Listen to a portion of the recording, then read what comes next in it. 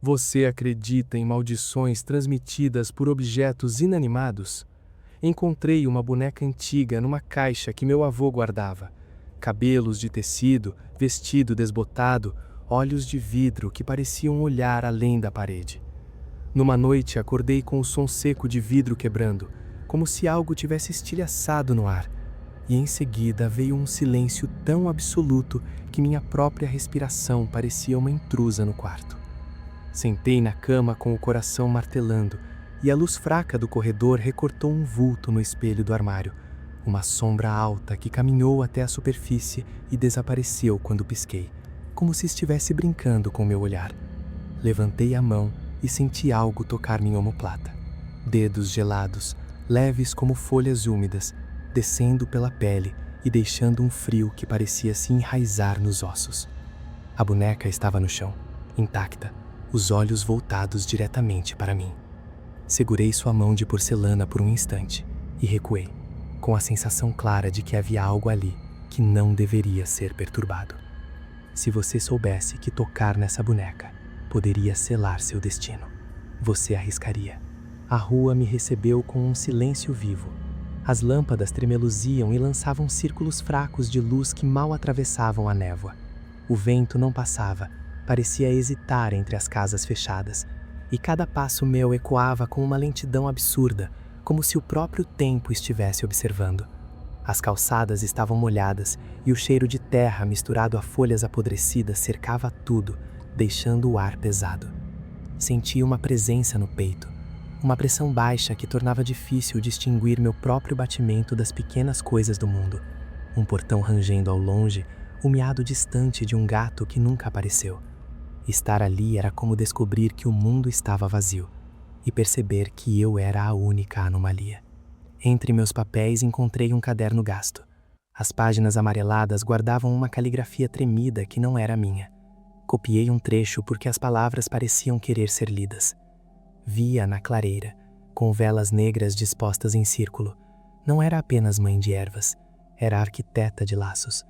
Colocava pequenos objetos sobre o solo e, sussurrando nomes antigos, os preenchia com partes de si. Um fio de cabelo, um sopro, um pensamento. As coisas mudavam de olhar depois. À noite, as bonecas tinham um peso estranho, um peso que não lhes pertencia, e eu senti que carregavam uma vontade silenciosa, uma paciência antiga que apenas aguardava o momento de despertar. Ler aquilo me fez entender algo que eu já pressentia. O objeto que segurei não era apenas uma ponte entre mundos, era um recipiente, uma cavidade onde algo parecia ter se recolhido para ganhar força. Havia uma urgência silenciosa dentro dele, um querer que pressionava as paredes de porcelana. Essa história me acompanha desde a infância, quando eu ouvia os sussurros dos mais velhos e aprendia a temer perguntas sem resposta. Agora à noite parece me perguntar se deixarei aquilo que existe ali dentro buscar liberdade. E eu não sei se tenho coragem de responder. Se essa boneca estivesse na sua casa, qual cômodo seria o mais aterrorizante? Imagine o corredor onde a luz nunca chega inteira, a cozinha com a torneira pingando no mesmo compasso do seu coração, ou o sótão onde o ar é sempre um pouco mais frio. Pense nos detalhes que fariam você se sentir vulnerável. Uma porta que não trava direito, sombras escondidas atrás de móveis, um brinquedo fora do lugar. Guarde essa imagem como um segredo entre nós. Sussurre apenas na sua mente. Algumas coisas parecem gostar de confidências silenciosas. Digo isso porque aconteceu comigo. Numa noite qualquer, senti um peso frio e rígido tocar minha mão enquanto eu fechava um armário. Prendi a respiração, contei até 3 e decidi não olhar imediatamente. Não direi exatamente o que vi depois, apenas que aprendi a acender luzes em lugares onde antes havia coragem. Ainda assim, às vezes me pergunto se certos silêncios preferem continuar fechados. Depois daquela noite que me virou por dentro, não consegui mais fingir que era apenas imaginação. Comecei a procurar registros, relatos antigos e pessoas que ainda guardavam memórias esquecidas. Uma mulher de 90 anos contou a história mais completa que eu vi. Segundo ela, a boneca foi criada por uma curandeira chamada Luzia Marçal, numa casa que sempre cheirava a madeira queimada e ervas. Os ingredientes eram descritos com detalhes estranhos: resina escura, fios de linho colhidos ao nascer do dia, uma pitada de sal marinho, sementes de linhaça e um fragmento de espelho enterrado sobre o pé de uma figueira. O ritual envolvia costurar olhos com paciência, entoar nomes antigos e marcar o tecido com pequenas cruzes de cera enquanto sussurros eram lançados dentro do pano. Nos olhos daquela senhora havia a certeza de que aquilo fora criado para proteger, mas que em algum momento algo mudou. Conversei também com especialistas. Diante das câmeras eram frios e analíticos. Longe delas, suas vozes ficavam mais cautelosas. A folclorista Helena Costa explicou que muitas histórias populares transformam práticas antigas em monstros. Já um arquivista que me mostrou livros antigos abaixou a voz ao comentar que algumas datas registradas coincidiam com desaparecimentos estranhos.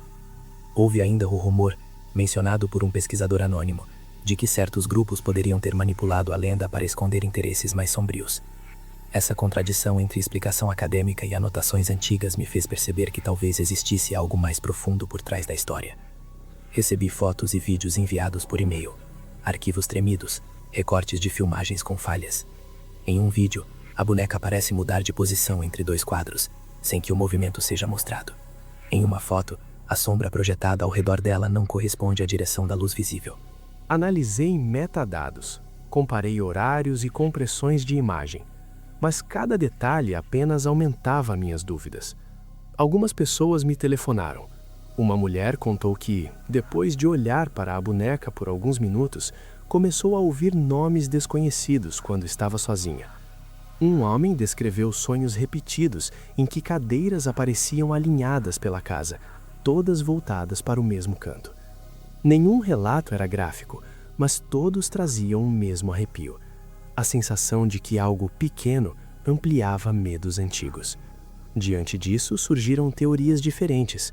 Cientistas falaram de sugestão psicológica, campos eletromagnéticos e padrões de percepção que preenchem lacunas da mente. Parapsicólogos sugeriram que certos objetos podem funcionar como âncoras para fenômenos inexplicáveis. Ouvi todos os argumentos, comparei evidências e ainda assim não consegui descartar a possibilidade de que a boneca funcione como um catalisador. Não exatamente a causa dos eventos, mas um amplificador de coincidências e emoções antigas. Agora, sempre que me aproximo do lugar onde a encontrei, sinto o ar mudar. Talvez seja apenas minha atenção exagerada, ou talvez exista algo ali esperando. A verdade continua fora do meu alcance, e a boneca permanece como uma presença silenciosa que cria perguntas em vez de respostas. E às vezes me pergunto, se você perdesse a capacidade de distinguir realidade e ilusão, perceberia que está sendo manipulado?